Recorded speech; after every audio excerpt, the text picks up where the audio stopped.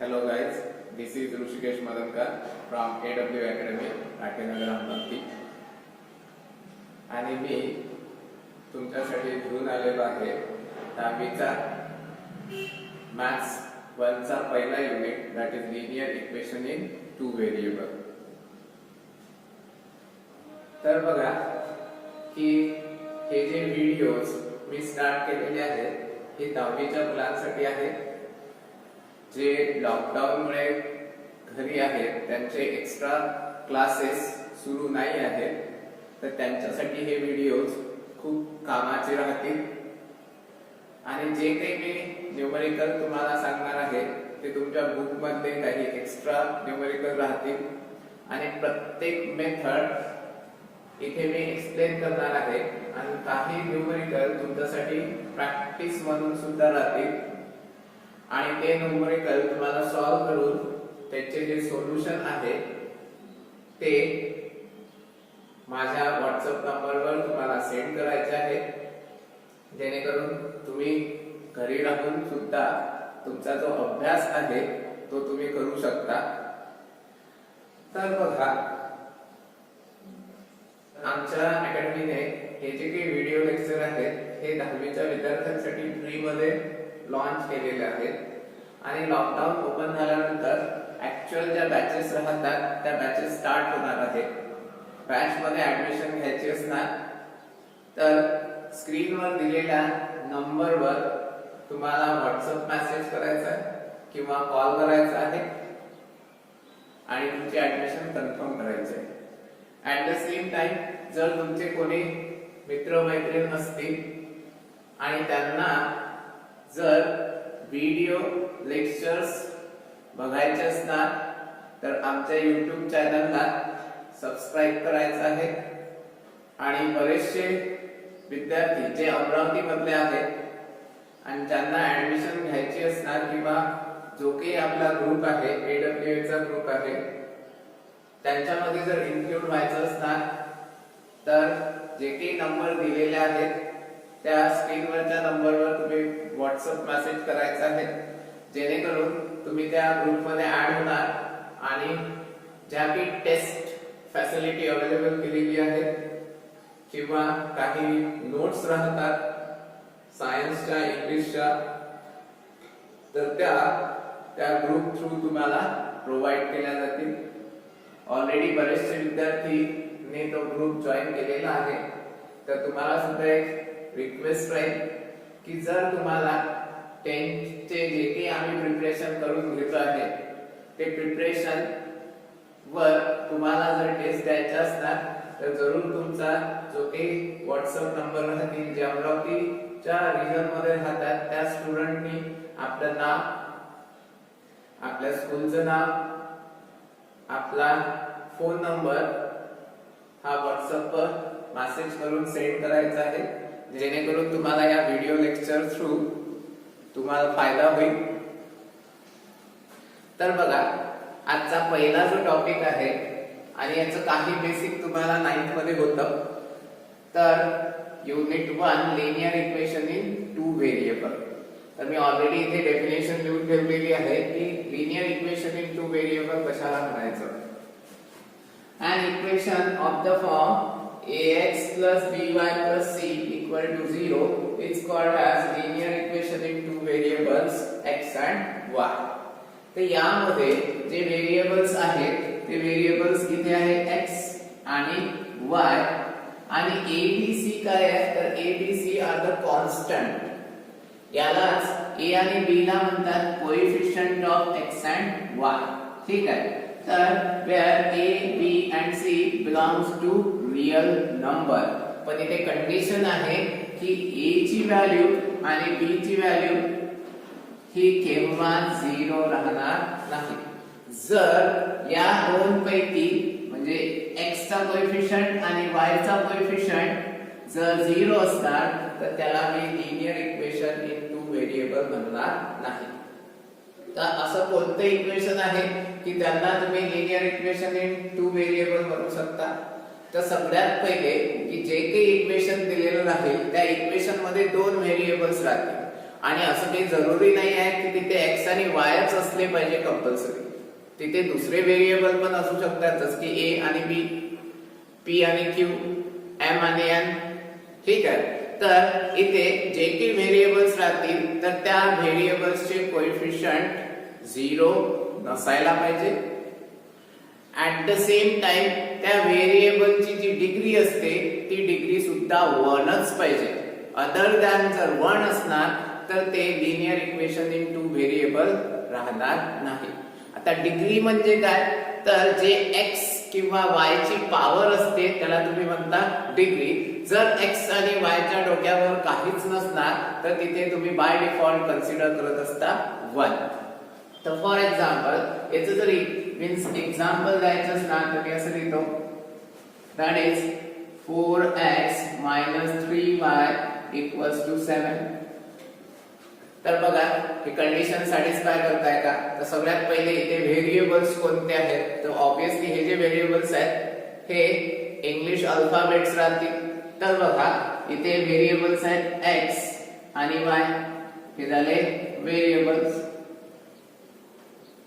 नंतर इथे या व्हेरिएबल्सचा कोएफिशियंट बघायचं 0 आहे का, तर ऑब्वियसली x चा कोएफिशियंट 4 आहे, तो 0 नाही आहे, आणि y चा कोएफिशियंट -3 आहे, तो सुद्धा 0 नाही आहे. ठीक आहे. आणखीन एक चेक कसं करायचं की x आणि y च्या डोक्यावर पहा, काहीच नाही म्हणजे काय 1 आहे, इथे काहीच नाही म्हणजे काय 1 आहे, म्हणजे हे काय आहे linear equation in two variable. कारण की यांनी सर्व जे काही तुम्हाला चेक करण्यासाठी रिक्वायरमेंट आहे की x ची पॉवर 1 पाहिजे, y ची पॉवर 1 पाहिजे, x आणि y चा कोएफिशियंट 0 नाही पाहिजे. हे जर कंडिशन सॅटिस्फाय केलेल्या असणार तर हे राहील linear equation in two variables. बरोबर. तर हे आहे इक्वेशन. नंतर समजा मी दुसरं इक्वेशन असं लिहितोय, दॅट इज 2√x + 4y = 7.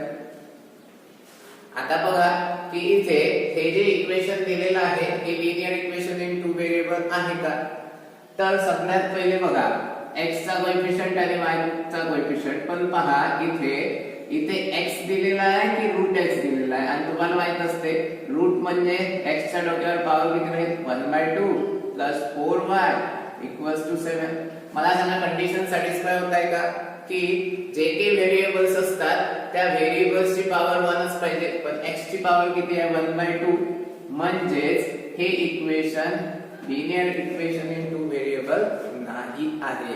कशामुळे, कारण की x ची डिग्री किती आहे 1/2 आहे, आणि आपल्याला x ची डिग्री काय पाहिजे 1च पाहिजे. बरोबर. आता पहा की इथे समजा मी जर असं लिहिलं, इथे व्हेरिएबल x आणि y च्या ऐवजी मी असं लिहिलं 4xy + 3y = 8. आता पहा इथे x आणि y व्हेरिएबल्स आहेत, दोन व्हेरिएबल्स आहेत, पण बघायचं की डिग्री घेताना या टर्मला एकच कन्सिडर करायचं. तर x च्या डोक्यावर y च्या डोक्यावर कंबाईन करून डिग्री काय होईल, कंबाईन करून 1 + 1 दॅट इज 2 होईल. आणि मला सांगा जी काही पॉवर आहे ती 1 पाहिजे की 2 पाहिजे, ऑब्वियसली 1 पाहिजे. तर हे जे इक्वेशन दिलेलं आहे हे equation linear equation in two variable राहणार नाही, कारण की ते एक तर पहिल्या या टर्म मध्ये दोन्ही व्हेरिएबल आले x आणि y, आणि त्यांची कंबाईन करून डिग्री बघायची, तर 1 + 1 2 होते, म्हणून इथे हे linear equation in two variable राहणार नाही. तर पहा हे जे इक्वेशन आहे ax + by + c = 0, यालाच म्हणतात general form of linear equation. जर कोणी तुम्हाला विचारलं की general form of linear equation, तर तुम्ही एकच आन्सर सांगणार ax + by + c = 0, where a, b, c are constant and x and y are the variable.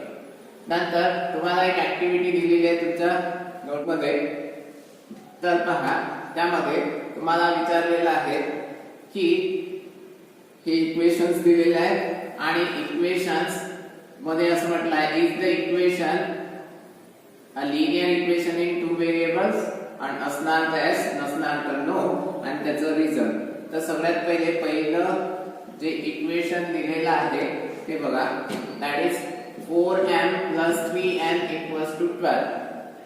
तर मला सांगा हे linear equation in two variable आहे का? तर पहा पहिलं equation that is 4m + 3n = 12, whether it is a linear equation in two variable or not. तर मला सांगा पहिले तर पाहायचं दोन व्हेरिएबल आहे का? आहे. एक आहे m, एक आहे n. नंतर यांचे कोएफिशिएंट 0 आहेत का? नाही आहे. याचा m चा आहे 4, यांचा आहे 3 आणि यांची डिग्री पहा 1 1. तर ऑब्वियसली हे linear equation in two variable आहे. इथं आन्सर S. ठीक आहे. याचं रिझन काय आहे? ऑब्वियसली तुम्ही म्हणणार each variable is having degree 1. तो ऐसा बनता है two variables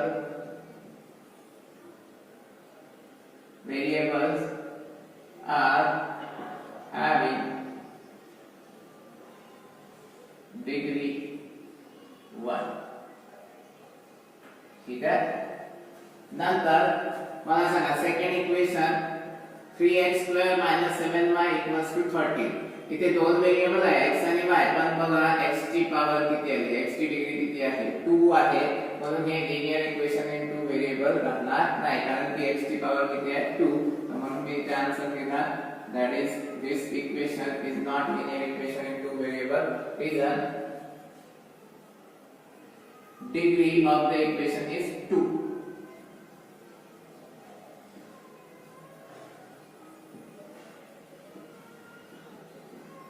is 2. बरोबर. नंतर next third equation √2x - √5y = 16.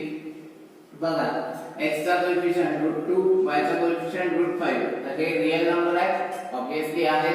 नंतर मला सांगा इथे x च्या डोक्यावर 1 आहे, y च्या डोक्यावर 1 आहे. ठीक आहे.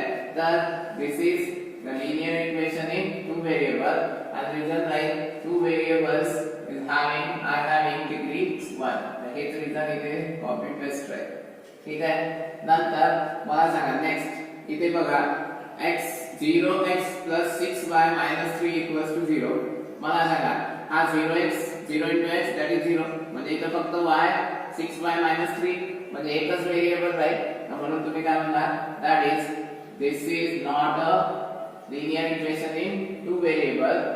आणि का रिझन काय आहे? तर मला सांगा इथे 0 * x केल्यानंतर 0 जुळणार, म्हणजे इथे फक्त 6y - 3 होत आहे. म्हणजे इथे 2 व्हेरिएबल्स आहेत की ओन्ली 1 व्हेरिएबल? तर इथे मी म्हणणार ओन्ली 1 व्हेरिएबल. नंतर सिमिलरली इथे पहा 0.3x + 0y - 36 = 0. अगेन 0 * y किती होईल? 0. हे linear equation in two variable राहणार का? ऑब्वियसली नाही. आणि रिझन ओन्ली 1 व्हेरिएबल. नंतर नेक्स्ट बघा 4x + 5y = 4. तर याला पहा की हे जे x आणि y आहे हे तुम्हाला डिनॉमिनेटर मध्ये नाही पाहिजे, ते नेहमी कुठे लागतात? तर न्यूमरेटर मध्ये. तर मला सांगा इथं यांना जर वर दिला तर 4x⁻⁻1 plus 5y⁻⁻1 equals to काय होईल? 4. whether it is a linear equation in two variable, तर तुम्हाला कंपल्सरी x ची पॉवर 1 च पाहिजे, +1 पाहिजे, y ची पॉवर +1 च पाहिजे. तर हे इक्वेशन इन टू व्हेरिएबल नाही. आणि रिझन काय राहील? That is power of x and y is not equal to 1. Equal to 1. ठीक आहे. आणि लास्ट मध्ये बघा that is 4xy minus 5y minus 8 equals to 0. आता पहा इथे x आणि y ची कंबाईन डिग्री, याच्या डोक्यावर 1 प्लस याच्या डोक्यावर 1 म्हणजे किती होईल? 2. तर इथे 2 चा अलाव असते का? नाही. तर म्हणून मी म्हणणार दिस equation is not a linear equation in two variables because काय reason राहील, that is degree of this equation is 2. का कारण की power x ची मान आणि y ची मान दोघांची मिळून काय होते 2. तर इथे म्हणणार की degree is not equal to 1. ठीक आहे. तर हा चार्ट तुम्हाला दिलेला होता आणि याचे आन्सर विचारलेले होते आणि याचं रिझल्ट विचारलेलं होतं. तर तुम्हाला काय करायचं आहे की एक नोटबुक करायची आहे सेपरेट मॅथ्स 1 साठी आणि मॅथ्स 2 साठी एक सेपरेट राहील आणि त्या नोटबुक मध्ये जे काही न्यूमेरिकल सॉल्व करून देणार आहे ते तुम्हाला कॉपी करायचं आहे आणि ऍट द सेम टाइम जे न्यूमेरिकल होमवर्क साठी राहतील ते न्यूमेरिकल सुद्धा तुम्हाला त्या नोटबुक मध्ये सॉल्व करायचे आहे. ठीक आहे. तर हे तर बेसिक होतं. त्याच्यानंतर तुम्हाला दिलेलं आहे की या लिनियर इक्वेशन इन टू व्हेरिएबलला सॉल्व करून त्याचं सोल्युशन कसं फाइंड करायचं हे तुम्हाला बघायचं आहे आणि याच्यासाठी दोन मेथड्स आहेत.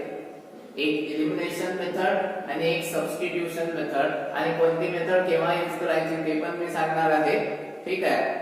तर आपण पाहू तुमचा जो फर्स्ट एक्सरसाइज आहे तर त्यामधलं that is linear equation in two variables ला सॉल्व करून त्यांचे सोल्युशन कसे फाइंड करायचे आहे. ठीक आहे.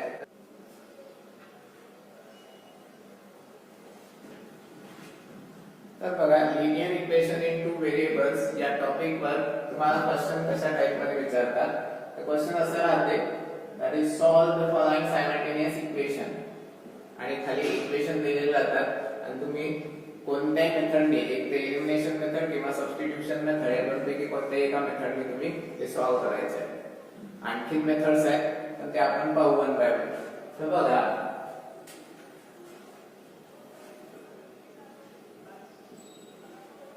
पहिले जे इक्वेशन्स दिलेले आहेत पहिल्या न्यूमेरिकलला सॉल्व करू आपण. तर सर्वात पहिले जे इक्वेशन दिलेले आहेत त्यांना लिहायचं गिवन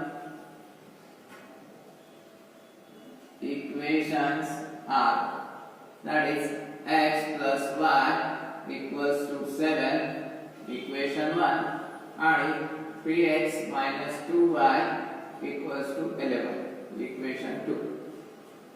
आता तुम्हाला इथे डिसाइड करायचं आहे की तुम्हाला कोणत्या मेथडने सॉल्व करायचं आहे. तर पहा या इक्वेशनला सॉल्व करण्यासाठी तुमच्याकडे दोन मेथड आहेत. एक तर एलिमिनेशन मेथड एक तर सबस्टिट्यूशन मेथड. आता पहा कोणती मेथड केव्हा इझी जाईल तर पहा जर दोन पैकी एका इक्वेशन मध्ये एखाद्या व्हेरिएबलचा कोएफिशियंट जर 1 असला तर तुम्ही त्या इक्वेशनला त्या सायमल्टेनियस इक्वेशनला तुम्ही सबस्टिट्यूशन मेथडने इझिली सॉल्व करू शकता. काय म्हटलं आहे दोन पैकी एका इक्वेशन मध्ये जर एखाद्या व्हेरिएबलचा कोएफिशियंट 1 असणार तर त्याला तुम्ही सबस्टिट्यूशन मेथडने इझिली सॉल्व करू शकता. दोन पेक्षा जास्त व्हेरिएबलचा जर कोएफिशियंट 1 असणार तरी सुद्धा त्याला तुम्ही सबस्टिट्यूशन मेथडने सॉल्व करू शकता.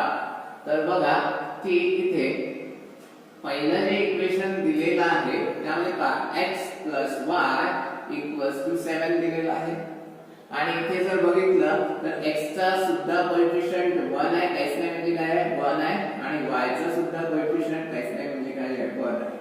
म्हणजे ऑब्वियसली त्याला तुम्ही कोणत्या मेथडने इझिली सॉल्व करू शकता सबस्टिट्यूशन मेथड. कारण की पहा इक्वेशन 2 मध्ये x चा कोएफिशियंट 3 y चा कोएफिशियंट 2 आहे. तर मी काय करतोय फ्रॉम इक्वेशन 1 तर हा जो प्लस y आहे हा जर तिकडे पाठवला तर प्लस चा काय होईल मायनस. जर मायनस असता तर तिकडे गेला असता तर राइट हँड साइडला तर प्लस. म्हणून मी इथे लिहितोय x 7 हा प्लस y त्या साइडला गेला राइट हँड साइडला गेल्यानंतर काय होईल मायनस. तर मायनस y बरोबर याला म्हणतो इक्वेशन 3. आणि कोणती मेथड बघताय तुम्ही दॅट इज सबस्टिट्यूशन मेथड.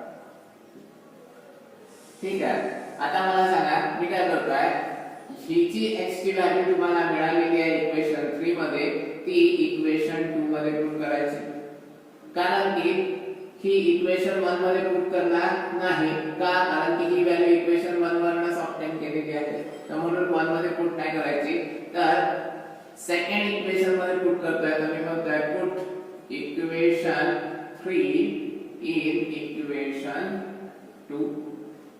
तर बघा काय होईल, x च्या जागेवर मी ही व्हॅल्यू पुट करतोय, तर 3 इन ब्रॅकेट x च्या जागेवर 7 y plus 2y equals to 11.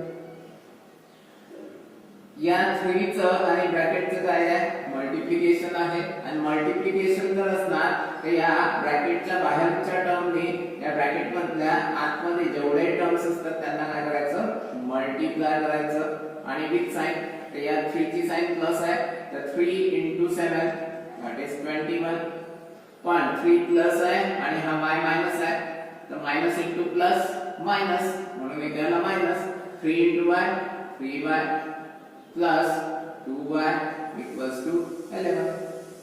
आता मला बघा इथे काय मिळणार, मायनस 3y प्लस 2y किती राहील, मायनस y, तर 21 मायनस y equals to 11. हा 11 या साइडला ट्रान्सफर करतो आणि मायनस y त्या साइडला देतो, तर काय होईल 21 minus 11 equals to minus y त्या साइडला गेला तर प्लस y. तर मला सांगा 21 minus 11 that is y equals to 10. तर तुम्हाला y ची एक व्हॅल्यू मिळालेली आहे, that is y equals to 10. आता कशाची पाहिजे, that is x ची, तर काय करतोय, put y equals to 10 in equation 3. तर पहा काय होईल, put y equals to 10 in equation 3. तुम्ही 1 मध्ये पुट केलं तरी x ची व्हॅल्यू मिळणार, 2 मध्ये पुट केलं तरी x ची व्हॅल्यू मिळणार, आणि 3 मध्ये पुट केलं तर x ची व्हॅल्यू मिळू शकते. पण इथे सगळ्यात इझी हे इक्वेशन नंबर 3 आहे, कारण तिथे डायरेक्टली x इक्वल टू आलेला आहे. तर बघा काय होईल, x इक्वल्स टू इथे आहे 7 मायनस आणि y ची व्हॅल्यू किती दिलेली आहे 10, इथे लिहितो 10. तर मला सांगा 7 मायनस 10, तर इथे एक प्लस आहे एक मायनस आहे, ऑब्वियसली इथे सबट्रॅक्शन होईल आणि ग्रेटर नंबरची साइन राहील, तर ग्रेटर किती आहे, दॅट इज 10, 10 ची साइन काय मायनस, 10 मधनं 7 काढा, दॅट इज 3. ठीक आहे, तर x ची व्हॅल्यू तुम्हाला भेटली -3, y ची व्हॅल्यू भेटली +10. तर तुम्ही लिहिणार therefore solution x, y is, आणि x ची व्हॅल्यू आली -3 आणि y ची व्हॅल्यू आली 10. तर हे राहील तुमचं सोल्युशन. समजला, ही कोणती मेथड आहे, दॅट इज सबस्टिट्यूशन मेथड. याच न्यूमरिकलला मी एलिमिनेशन मेथडने सॉल्व करतो. तर का एलिमिनेशन मेथडने सॉल्व करण्यासाठी तुम्ही सेम लिहिणार, द गिवन इक्वेशन्स आर, तर पहिलं x plus y equals to 7 equation 1, आणि दुसरं equation 3x plus 2y equals to 11 equation 2. आता बघायचं की जेव्हा एलिमिनेशन मेथडने तुम्हाला न्यूमरिकल सॉल्व करायचं असतात तर दोन पैकी एका व्हेरिएबलचा कोएफिशियंट दोन्हीही इक्वेशन मध्ये सेम असला पाहिजे. तर पहा इथे x चा कोएफिशियंट 1 आहे, इथे x चा कोएफिशियंट 3 आहे, इथे y चा कोएफिशियंट 1 आहे, इथे y चा कोएफिशियंट 2 आहे. तर x चा कोएफिशियंट इक्वल नाही दोन्ही इक्वेशन मध्ये आणि y चा कोएफिशियंट इक्वल नाही दोन्ही इक्वेशन मध्ये. तर तुम्हाला काय करायचं आहे, या दोन पैकी एका इक्वेशन मध्ये जर x च्या जागेवर इथे 1x च्या ऐवजी 3x आणायचे असणार, मला इक्वेशन मधला कशाने मल्टिप्लाय करावं लागेल, दॅट इज 3 ने. किंवा दुसरा ऑप्शन आहे, जर मला y चा कोएफिशियंट सेम करायचा असणार तर मी इथे या y चा कोएफिशियंट 1 आहे, जर मला 2 पाहिजे असणार तर मी इक्वेशन मधला 2 ने मल्टिप्लाय करणार. तर मी काय करतोय, मल्टिप्लाय इक्वेशन 1 बाय, आणि कशाने, तर डिपेंड करते तुम्हाला x चा कोएफिशियंट सेम करायचा आहे की y चा. तर मी इथे y चा करतोय, y चा करण्यासाठी कशाने मल्टिप्लाय करणार, 2 ने. तर मला सांगा इथे काय होईल, तर बघा 2 इन ब्रॅकेट LHS मध्ये काय आहे x plus y आणि 2 इन ब्रॅकेट RHS मध्ये काय आहे 7. तर हे मी इक्वेशनला मल्टिप्लाय करताना ज्या व्हॅल्यूनी ज्या नंबरनी LHS मध्ये मल्टिप्लाय करणार त्याच नंबरनी RHS ला सुद्धा मल्टिप्लाय करायचं. कारण की खूप स्टुडंट इथे मिस्टेक करतात. ते काय करतात की मल्टिप्लाय इक्वेशन 1/2 म्हटलं तर LHS मध्ये 2 ने मल्टिप्लाय करतात आणि RHS मध्ये मल्टिप्लाय करण्याचं विसरून जातात. इथे तुमची मिस्टेक होईल आणि ती मिस्टेक तुम्हाला अवॉइड करायची आहे. तर पहा मी काय केलं की इथे LHS ला 2 ने मल्टिप्लाय केला आणि RHS ला सुद्धा 2 ने मल्टिप्लाय केलं. तर काय होईल that is 2 into x 2x इथे प्लस आहे प्लस आहे plus 2 into y 2y equals to 40 equation 3. आता पहा हे जे इक्वेशन 3 ऑब्टेन झालं आहे हे कोणत्या इक्वेशन पासून मिळालं आहे तर हे इक्वेशन 1 पासून मिळालं आहे. तर या इक्वेशन 1 ला सोडून द्यायचं. आता तुमच्याकडे दोन इक्वेशन राहतील कोणतं इक्वेशन 2 आणि इक्वेशन 3. आता बघा की इक्वेशन 2 मध्ये y चा कोएफिशिएंट 2 आहे इक्वेशन 3 मध्ये सुद्धा y चा कोएफिशिएंट काय आहे 2 आहे. पण दोघांची साइन बघायची की इथे 2y ची साइन प्लस आहे इथे 2y ची साइन प्लस आहे. जर दोन्ही साइन सेम असणार तर यांची सबट्रॅक्शन करायची. जर साइन डिफरंट असणार डिफरंट येत असणार तर त्यांची एडिशन करायची. इथे काय करणार पण 2y ची साइन काय आहे प्लस इथे काय आहे प्लस. तर म्हणून मी म्हणतोय सबट्रॅक्ट इक्वेशन 2 from इक्वेशन 3. 2 ला इक्वेशन 3 मधनं सबट्रॅक्ट करायचं आहे. तर कोणाला इक्वेशन 2 ला फ्रॉम कशामधनं इक्वेशन 3 ते इक्वेशन 3 आधी मी घ्यायचं 2x 2y 40 आणि इथे इक्वेशन 2 3x 2y 11. सबट्रॅक्ट करायचं तर या सेकंड इक्वेशनच्या साइन काय करायचं चेंज. जिथे प्लस आहे तिथे मायनस जिथे मायनस आहे तिथे प्लस इथे काय मायनस. तर हा प्लस 2y मायनस 2y कारण कॅन्सल आणि 2x 3x 2x 3x 2 मधनं 3 ला सबट्रॅक्ट करा 2 3 that is -1x equals to 14 11 that is +3. इथे ही मायनस साइन तिकडे अप्लाय केली तर x equals to -3. ठीक आहे. आता ही झाली x ची व्हॅल्यू. ही x ची व्हॅल्यू इक्वेशन 1 मध्ये पुट करतो. तर बघा put x equals to -3 in equation 1. तर काय होईल x च्या जागेवर -3 प्लस y equals to किती आहे 7. अगेन -3 राइट हैंड साइड ला ट्रांसफर करा तर y equals to 7 plus 3 that is 10. तर तुम्हाला मिळालं y equals to 10 आणि पहा दोन्ही मेथडनी जे सोल्युशन ऑब्टेन झालेलं आहे इथे x ची व्हॅल्यू -3 होती इथे x ची व्हॅल्यू -3 आहे इथे y ची व्हॅल्यू +10 होती इथे y ची व्हॅल्यू काय आहे +10 आहे. तर कोणत्याही मेथडने तुम्ही न्यूमेरिकलला सॉल्व केलं तर आन्सर तर सेम राहील पण तुम्हाला जी मेथड इझी वाटणार त्या मेथडने तुम्हाला ते सॉल्व करायचं आहे.